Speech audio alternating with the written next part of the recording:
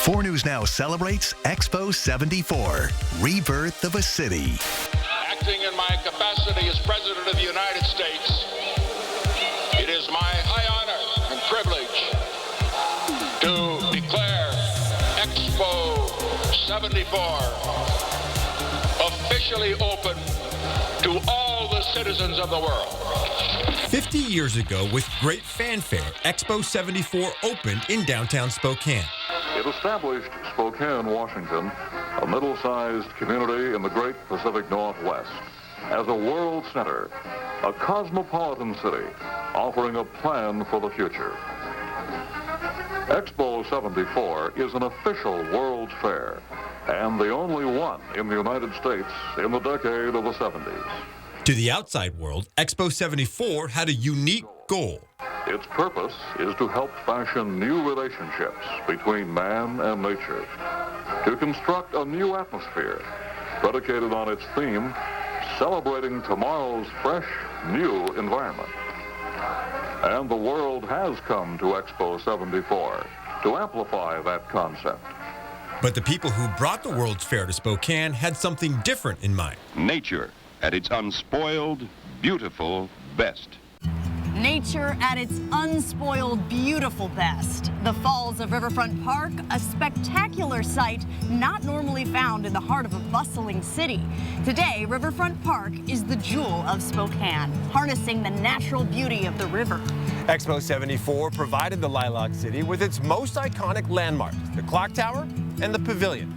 One, a monument to the past, the other, a monument to the future. With its 9-foot-wide clock faces, the tower has watched over the city for 102 years. The pavilion came to life in 1974 and helped usher in a new era for the city. That new era is celebrating its 50th anniversary. Thanks for joining us. I'm Derek Dice. And I'm Kirsten O'Connor. 4 News Now is proud to celebrate Expo 74's 50th anniversary. We are here in the pavilion to show you the risky idea that changed the course of a rundown railroad town. Take a look at this picture of downtown Spokane before 1974. You can see the 2 islands of Riverfront Park covered in railroad tracks, industrial buildings, and warehouses. The view of the falls from Monroe Street Bridge is blocked by a railroad trestle. You can't even see the Washington Water Power building. As is the view of the upper falls from the Post Street Bridge. You can see the trestle just beyond the bridge. This is the view from the bridge as the trestle is being removed. And most of you know this as part of the Lilac Bowl, not a place to enjoy a picnic lunch on a summer's day or a fireworks show on the 4th of July. As we celebrate Expo 74, we're going to show you how it transformed our city and paved the way to progress we're still seeing today. We'd still probably have 2 levels of railroad down, it would still be called Trent Avenue, and people wouldn't know that we have this fabulous river that runs right through our town. A lot of people who perhaps are less than 50 years old think that the park has been there forever.